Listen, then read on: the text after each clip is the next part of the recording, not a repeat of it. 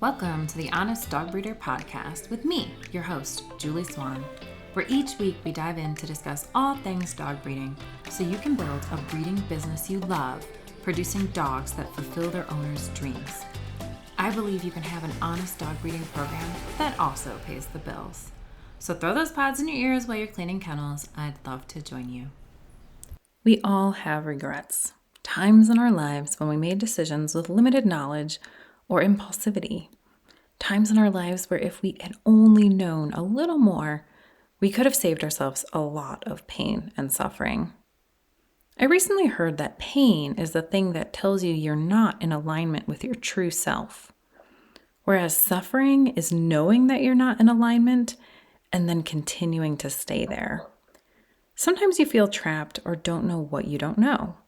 You aren't sure how to fix the situation. Well, that's the best recipe for regret. The first big regret I have is not having an ideal puppy buyer in the beginning of my program. All I knew was that I wanted to clone Buster, but that really wasn't enough. I regret that I didn't articulate his qualities individually and then, more importantly, understand why those particular qualities worked so well for my family. It was a lack of direction that had me down the rabbit hole of trying to make the ideal dog, but without having an idea of what the home for that dog was. If this is confusing, think of it with vehicles. Why vehicles are so helpful in explaining things with dogs, I don't know, but it is helpful. Say I told you to build the best vehicle. How helpful would that be? Would the best vehicle be leather seats? I don't know. If it's a convertible, that might burn your legs off when the top is down. What about fuel mileage? Should you go for great fuel economy? Or does that steer you in the wrong direction because what you really need is a bigger vehicle that has towing capacity? You know the best way to get an answer to these vehicle design questions? You add the person who is going to buy and use that vehicle to the equation. It's the ideal customer, in our case, the ideal puppy buyer, that makes it possible to decide what is the right decision for our program, in not only selecting breeding dogs, but also how to design our marketing. It's how we know if someone will thrive with one of our dogs, or if they'll be texting you every day with a new problem that they need your help with. So how did this play out as a major regret? Well, it wasted a ton of time. It was really hard on relationships with buyers, and it took away from my family. Not having this sorted out made things so difficult on my program. I didn't have branding worked out well for my buyers. I was getting a lot of inquiries, but the vetting process was really hard. There was a lot to sort out. Imagine sitting there. You can feel in your gut from the puppy application that these people aren't a good fit for your dogs, but they are biting at the bit to give you a deposit. Turning them down is hard. It's a hard conversation to have without sounding like a jerk. I'm sorry, I don't think you will do well with one of my dogs. That goes over really well. Now the buyer is on the defensive. You seem rude and you still have a puppy to sell. It's exhausting being in that situation. Not to mention the amount of times this conversation happened late in the evening, and those conversations are rarely short. My kids are looking at me like, why isn't dinner done? My then husband was irritated I didn't make the sale. My blood pressure was up. I was losing faith in the whole system. If I'd only figured that part out sooner, it would have been smooth sailing. It would have been blissful talking to buyers like it is for me today. But hey, that's why there are regrets, right? My second biggest regret in dog breeding was not building facilities consciously, intentionally, nor with a plan. I had no idea what I was really getting into when I started breeding dogs. I didn't have a goal in mind beyond sending little Buster clones to families so they could have what I had. I didn't think about diseases, cleaning. I didn't have a great way to separate dogs, and it was a big jumble of things going on, lots of chaos. I just figured I'd have them outside in a pen. It was July here in Arizona, so the weather was certainly warm enough. That was a first mistake. Puppies on dirt. Adult dogs on dirt are gross enough. I still deal with that all the time in Arizona. They're always dusty. I have no white dogs. Okay, well, I do have white dogs. They're just always red-brown. I didn't have any issues with my adult dogs getting sick, so I made the false assumption that there would be nothing in my dirt that would affect my puppies. Just kidding. I had a puppy stung by a scorpion. I had an inability to clean and sanitize. And, worst of all, as you may have guessed, This is where the Giardia came from. The puppies on dirt meant their water was always dirty. The puppies were always dusty and often smeared with poop. It was not something I was thrilled to show buyers. It was pretty embarrassing and took a lot of cleaning and prep to have a somewhat presentable situation for buyers. But the clean puppies didn't last long. What I wish I would have done was find a way to keep my puppies off the dirt so I could clean daily. I wish I would have planned to take litter money and buy exercise pens. Look towards getting a floor that I could clean and sanitize. I lost a lot of puppies to sickness and a few to chaos, as in they got stuck in something and were injured, or even worse, some were killed. And there were too many dogs there, and they were all caught in the mix. After a few litters, I made a shift to some alternatives. But sanity in puppy cleaning took me a long time to figure out.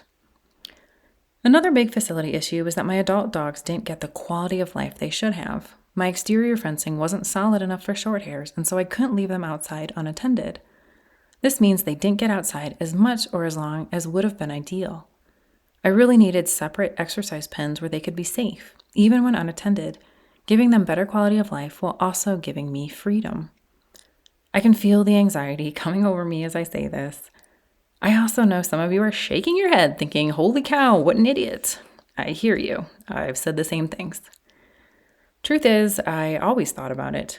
I was always looking for a better solution, but I didn't invest enough finances, not enough puppy money, into my program to make it better. I had too many Band-Aids when my facilities needed surgery. When you don't have facilities, you have to rely on management, which is the conscious moving and juggling of dogs in order to give them quality of life, health, and safety. Management fails because it manages live animals and is run by humans. Since we can't really change that part, our next best option is to build facilities that make management that much easier.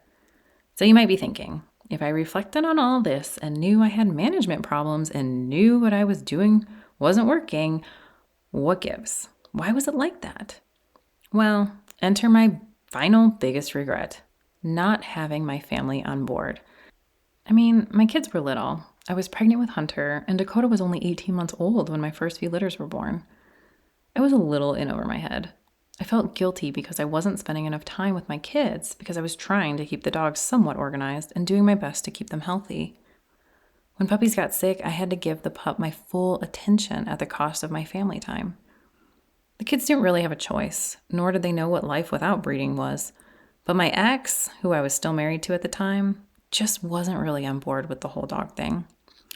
It was a silent tension between my ex and I. The puppies created a lot of chaos. I would whelp them in our master bedroom, and while I could sleep through the puppy noises, my ex couldn't. He was always irritated about it, but there wasn't a good alternative. Because he was so irritated, he wasn't very excited about taking the money that we got from them, which was the only real positive thing in his eyes, and then using it for the dogs. These weren't direct conversations. A lot of it happened in between the lines. I felt guilty, I felt like a failure, and I felt lonely and isolated in my breeding journey. My buyers were my relief. They were the joy for me. They're what gave me the strength, and they were my reason to continue going forward with breeding. I don't know that the dogs created our divorce. We had other communication issues and a different goal for the future, but I know the dogs didn't help the situation. In contrast, when Bill saw the chaos on my porch, his brain worked to find a solution. Ironically, he knew that taking the puppy money to build the facilities would reduce the chaos to a level he was comfortable with and make my life a little easier. There's a difference, though. Sure, Bill and my ex think differently, but the dogs were already an established part of my life when I met Bill, whereas with my ex, it came a few years into the relationship. In my ex's eyes, this wasn't always the case, where with Bill, this was who I was. It was part of my package, part of being with me, just like my kids. I guess it makes you realize that having fewer options, while often frustrating, can lead you to great creative solutions. Sometimes you need a few constraints to actually design the right thing. Bill needed to figure a solution for the dogs because the option wasn't there to get rid of them. Whereas with my ex, he saw getting rid of the dogs as a viable option. This concept of non-negotiable boundaries, for example, not getting rid of the dogs, and having them as a problem to solve, not something you can change, is exactly how the ideal puppy buyer concept works. By placing boundaries around what will work or not for your ideal puppy buyers, it makes a lot of breeding decisions super simple, since only a narrow group of options will work. Good news is over time, with reflection, focus, and perseverance, I was able to slowly work to fix all these things. I really took time to get to know my buyers in and out. I changed my marketing just to speak to them and made the whole process of selling dogs a pleasure, not a pain. It took a gentle slap from Bill to put things in focus for me, paired with his knowledge of building that really helped me focus on what I needed to give my program a flow so that it wasn't taking over my life anymore. His emotional support gave me the confidence to go through with my plans and to make it all happen. Every storm has a silver lining. All these regrets don't plague me. They just show my growth. Like an old tree, I have some scars. I have some gnarly branches.